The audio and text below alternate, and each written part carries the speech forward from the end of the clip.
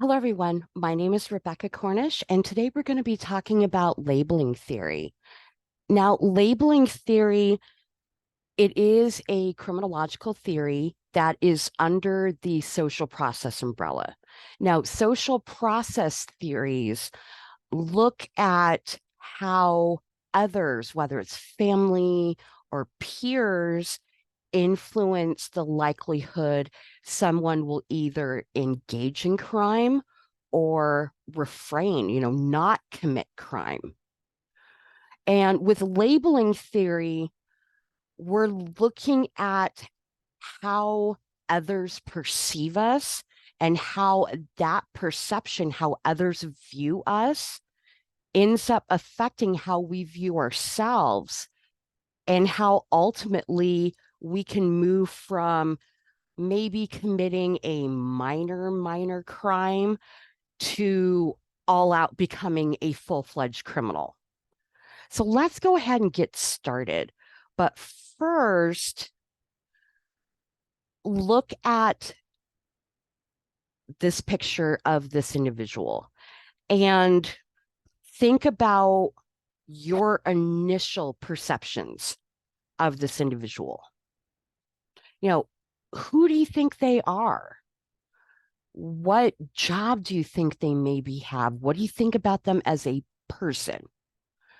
Now, based on their dress, their tattoos, you might think, oh, well, they're a member of a band, or maybe they're in a biker gang, or maybe they're like a white supremacist, a member of like a street gang, maybe they've been in prison. Some of the thoughts you might have, some of them might be good, some of them might not be so good. But you probably wouldn't think this individual is actually a doctor. Unfortunately, we as humans, we draw a lot of perceptions on someone based upon very little information. Outside appearance, maybe one little thing that they did. And we end up drawing a lot of conclusions of that person based on very little information. Now, labeling theory is one of the theories that is part of a set of theories called symbolic interaction. And really, that looks at relationships and communication. So, with symbolic interaction, they're really looking at perception. So, really, with labeling theory as well as other theories that are under the symbolic interactions umbrella, we're not looking at really that deviant act. I apologize. I am getting over a cold as I'm recording this, so I'm going to try to keep the coughing to a minimum.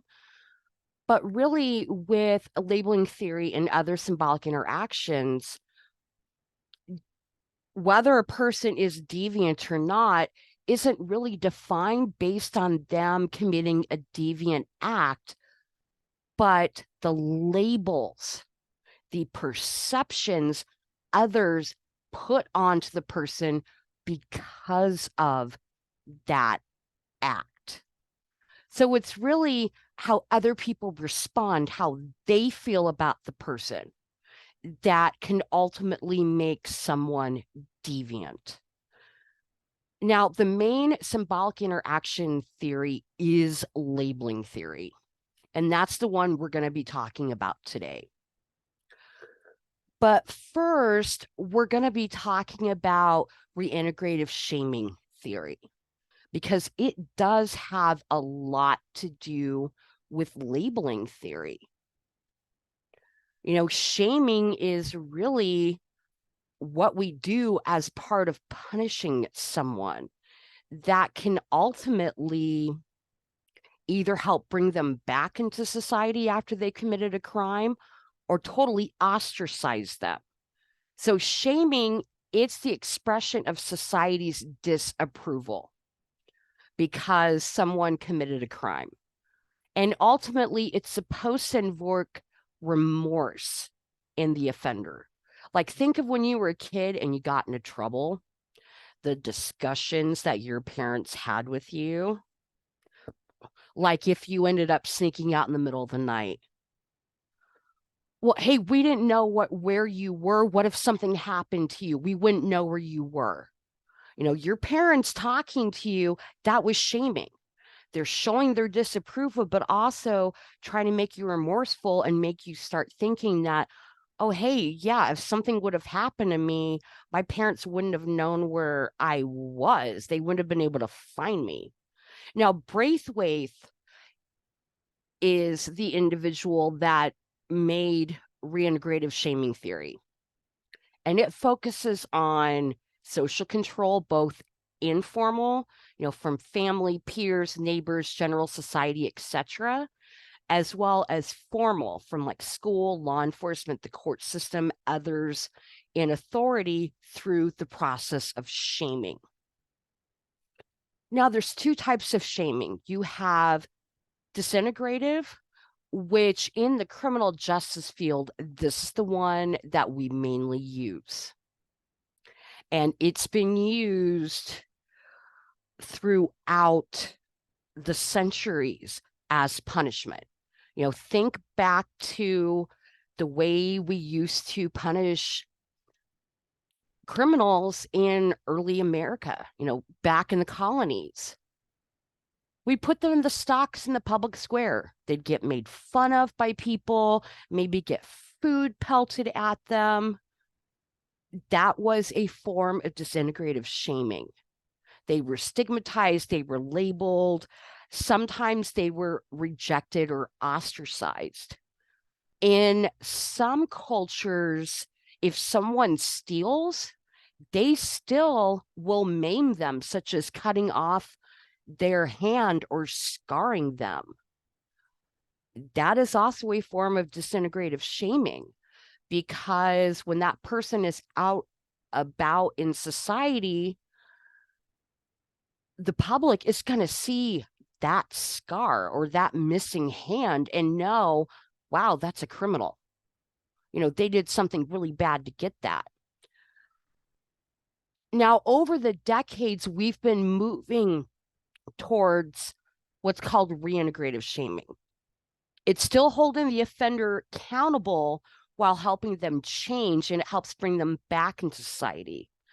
And actually, reintegration is one of the goals of punishment. Yes, you committed a crime that harms society. We are going to punish you and hold you accountable. But when your punishment's done, if you've rehabilitated, we're going to bring you back in society and give you a second chance. And that's really important, because the majority of criminal offenders, if they do get incarcerated, they're one day going to get it back out. And the majority of criminal offenders, they do serve their punishment in the community. So it is important that we use reintegrative shaming, but disintegrative, we still use it. I mean, think of the perception someone has when you found out, oh, someone went to prison. It's like, oh, wow, you were in prison? Oh, you must be dangerous. You must be scary. And now we're actually going to get into labeling theory. And we'll tie in shaming throughout the discussion on labeling theory.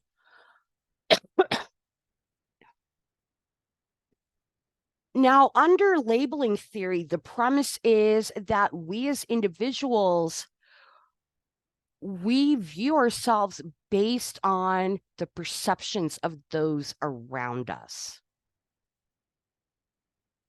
And we have the term called looking glass self, which We as humans, we do have our own identity in the way we do perceive ourselves, but that is influenced by how others perceive us. Now, this is really, really important for juveniles because children and adolescents, just because of their age and their lack of life experience, they really don't know who they are yet. So their sense of self really isn't concrete. It's not until you get older that you really figure out who you are through things that you've experienced, things that you've gone through, things that you've seen. And with juveniles, they are highly, highly influenced by external sources, especially family and peers. And also think of the influence on from social media. Just think of yourself back to when, for those of you that are adults watching, think of yourself back when you were a teenager. Did you really know who you were? And did the opinions of others really hit home with you and strike you? Like if somebody was making fun of you because, oh, well, everybody else is wearing these really cool high tops and look at your shoes. Your shoes are cheap garbage. That could hurt. Where think of yourself now as an adult. So, well, I don't care if I'm wearing the trendy shoes. My shoes are comfortable. They didn't cost a lot. I'm cool with my shoes. But think of back when you were a teen. Someone making fun of your shoes could have hit home. Or think of, if you were bullied when you were younger, how hard that hit. But as we grow older, that looking glass self isn't as important because our sense of self is defined. We know who we are. Where when we're younger and we don't have that strong sense of self yet, those opinions of others are really important and they can change how we see ourselves. To where you could have a juvenile think, wow, I'm smart, I'm funny, I'm a really good kid. And then they end up getting bullied. And then they end up thinking, wow, I'm a piece of garbage. And that's that looking glass self. Now, in regards to deviance, just like other symbolic interaction theories that are applying to crime, labeling theory views that the meanings society attaches to someone committing a deviant act are more important than the deviant act itself. So really,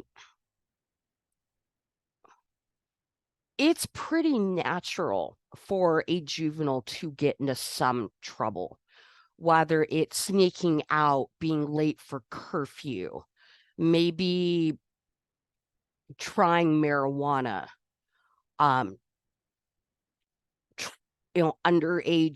trying underage drinking, things like that. Some deviance is part of growing up. But what could end up changing things under labeling theory, it's really how society labels that deviance. There's a difference between, okay, well, yeah, you did a bad thing. That's a normal part of growing up. I'm going to hold you accountable for what you did, but then we're going to move past it versus, oh, well, you tried drugs. You're a bad kid. There's no saving you. Big difference between those. Big difference with how the juvenile would feel about it. Okay, yeah, I messed up and I'm being held accountable for it. And I'm learning that that was a mistake. But hey, I'm not having it held against me versus, wow, they're really hitting me hard because I messed up. And now everybody's viewing me as this really, really bad person. So with labeling theory, if deviance is committed, if the person gets the stigma of being labeled as a deviant, it can cause someone to fall deeper into nonconformity, deeper into criminality. Now, I'm using juvenile with this because this theory is really important when it comes to juveniles. And it's actually one of the main theories in the juvenile justice system. This is why some of the procedures that we now have in the juvenile justice system actually exist, is so a juvenile that does mess up, since the majority of juveniles do age out of deviance. Now, for many of you, think of yourself when you were younger and some of the things that you did. Once you got older, you didn't do that anymore. You aged out of it. And the juvenile justice system is recognizing that, hey, kids do get into trouble. It's important that, yes, we hold them accountable, but it's also important that we're careful on how we respond to it so that we don't ostracize that juvenile and basically put this criminal label on them that could potentially stick with them forever. That's the reason why that for juveniles, when they reach a certain age, under some criteria, the juvenile records are sealed. Is so, hey, the stuff that you did as a kid, we're not going to have it follow you into adulthood, because the majority of juveniles do age out of crime. So with labeling theory, we're looking at when someone does commit that initial act, the label that gets attached to them. And especially if it is the deviant label, it can cause them to go further into criminality. And we're going to talk about that progression. Now, that initial incident of deviance is called primary deviance. Now, labeling theory, it doesn't focus on the initial act, but how others respond to it. So think of, like, we'll use the example, you start cutting class. We're not looking at the fact that someone's skipping classes, but how an authority, a figure such as a parent, a teacher, law enforcement, etc., responds and labels that person.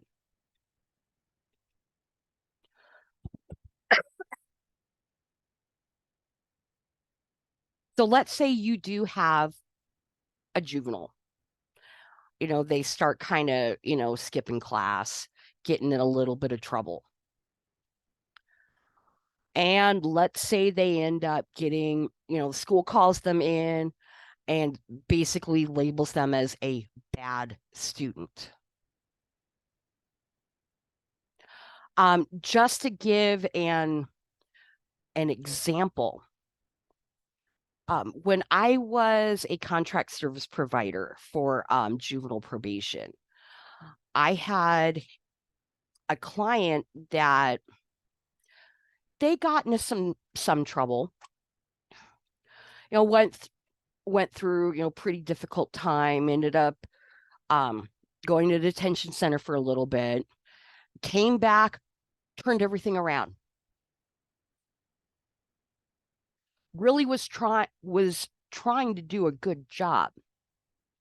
Ended up going to a new school because, hey, my old school, there were kids there that, I was getting into trouble with, and I don't want to be around that influence anymore.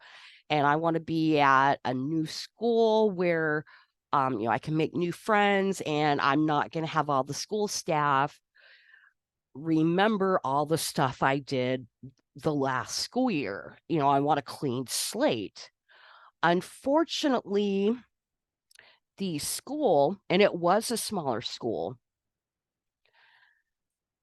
they had their record and labeled them bad kid. And it stuck. So anytime that the student would maybe get into a little bit in trouble in class, like them and another student were talking, my former client would end up automatically getting sent to the principal's office, where other student did the exact same thing, but because my former client got labeled as the deviant, the bad kid, things were handled harsher with them. And this started really causing a lot of issues with my client. They were like, what the heck's the point? I've changed and I'm trying to stay out of trouble and I want to do good in school, but I'm not getting treated the same as everybody else. And, I'm getting sent to the principal's office all the time. I'm getting sent home all the time, getting detention and all this.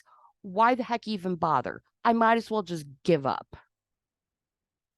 So you could see kind of with that example, the progression.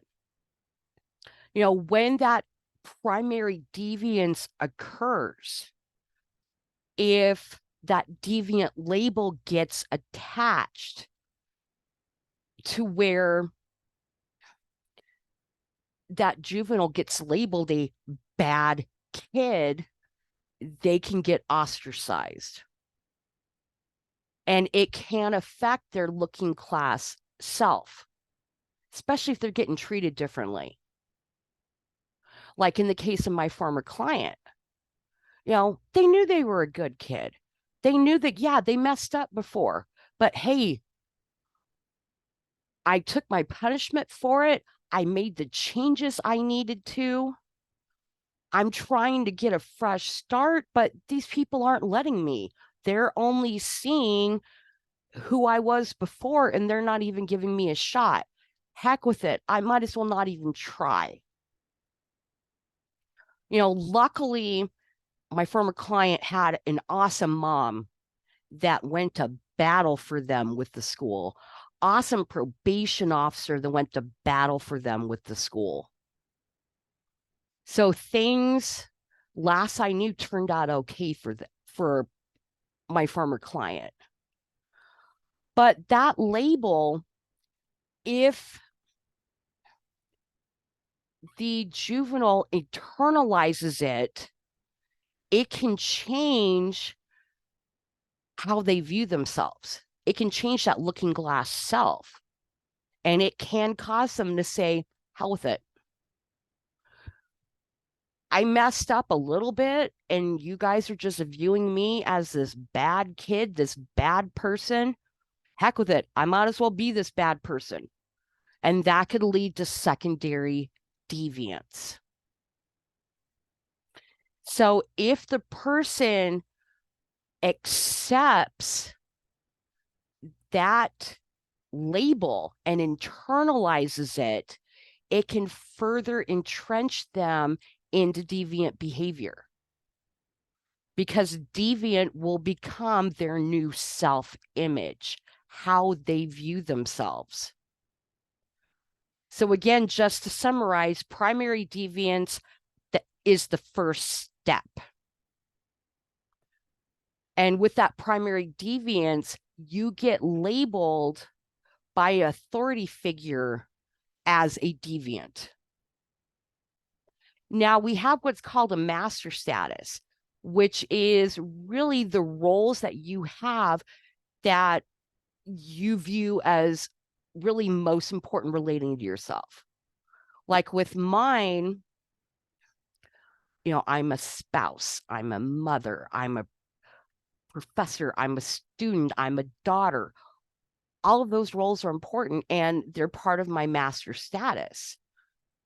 But with deviance, if someone gets formally labeled as a deviant, which that's called a degradation ceremony, if they get formally labeled as a deviant and they accept it and internalize it, deviant can become their master status, just like what almost happened to my former client. If it wasn't for their mother and their probation officer, saying, hey, you are not a bad kid, and going to battle with the school to get them to, hey, treat them like everybody else. They already got their punishment. You guys aren't a part of it. My former client was so close to having deviant become their master status. Now, if that deviant label does become their master status, they can end up becoming an outsider and be denied means of carrying on with like everyday life. So really, when we go back to shaming, if they are disintegratively shamed,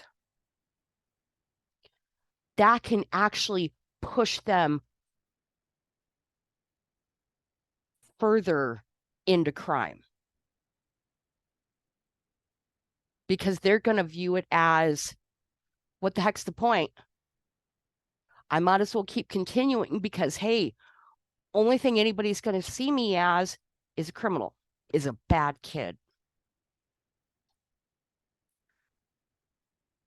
Now, the next concept we're going to talk about is the self-fulfilling prophecy. Now, that's what happens when you accept and internalize that deviant label and end up transforming into that deviant. And that's almost what happened to my former client. They were starting to go into this. But like I said, luckily, that didn't happen.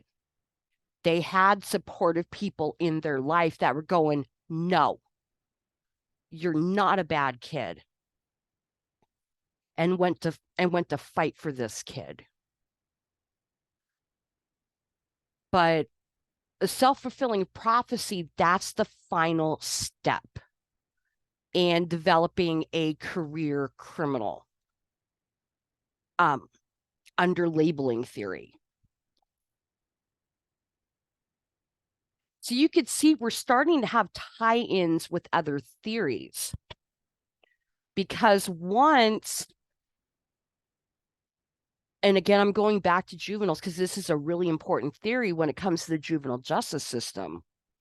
When a juvenile has that self-fulfilling prophecy, they accept and internalize that deviant label, it can push them into a deviant subculture where basically it's, well, hey, I'm a bad kid, I might as well start hanging out with other bad kids.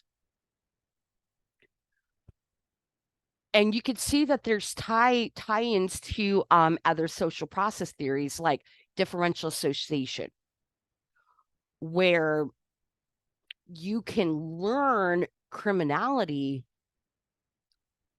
from other people that commit crime. You can learn that it's okay. You can have it kind of positively reinforced.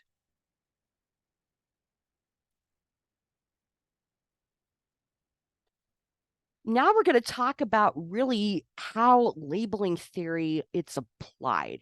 And we've started going into that. Now, labeling theory is really the foundation theory in the juvenile justice system. Because in the 1980s, as part of Get Tough on Crime, the juvenile justice system really got transformed to look like the adult criminal justice system. They were having rises in crimes committed by juveniles, and juveniles were committing some severe crimes, which is why the juvenile justice system got kind of turned on its head. You had juveniles, more cases were getting transferred to the adult criminal court. You had harsher penalties being delivered even in the juvenile justice system, where the juvenile justice systems actually flipped back to what it used to be, recognizing that, yes, we do have to hold juveniles accountable when they mess up. And in some cases, we do have to give those harsh punishments. But we need to recognize that for a lot of juveniles, they are going to stop committing delinquent acts. And that, yes, we need to hold them accountable, but then we also have to help them rehabilitate and make sure that we're not labeling them that bad kid. Now, one important program that actually uses labeling theory that is a part of the juvenile justice system, although diversion programs are in the adult criminal justice system as well, are diversion programs. Now, it's an alternative to the formal criminal court process. And diversion programs, their premise is, I'm relating this to the juvenile justice system, is that, hey, juvenile justice system, having them go to juvenile court isn't always the best option. You've got somebody like the first time committing a crime and it's not very severe, hey, let's handle it a different way. We still want to hold them accountable, but let's handle it a different way. So we're avoiding them being formally labeled as a delinquent. So diversion programs divert first-time juvenile offenders that have committed minor nonviolent offenses that pose little risk to society. We divert them away from the formalized juvenile court processing. We suspend that process and often dismiss the criminal charges if they successfully complete the diversion program. And really, the goal is to avoid that negative deviant label and that stigmatization that can result if they are having to go through juvenile court.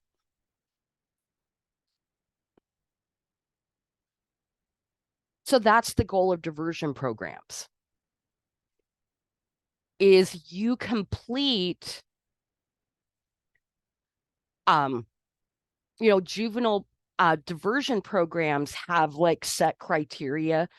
Sometimes they don't have conditions, hey, just stay out of trouble for a year and we'll dismiss the charges. Others, okay, you've got conditions, you have to be in a formal program. And if you complete the program and stay out of trouble for a certain period of time, then we're going to drop the charges. And really, with the juvenile justice system right now, they recognize that we have to handle a lot of the juvenile cases a different way. Still making sure we're holding the kid accountable for what they did, but also doing it in a way where we're being supportive and we're helping them make the changes they need to. So we're breaking that criminal cycle. I hope all of you enjoyed the presentation. If you've got any questions, comments, concerns, please feel free to contact me. I hope all of you have a good rest of your day and stay safe out there.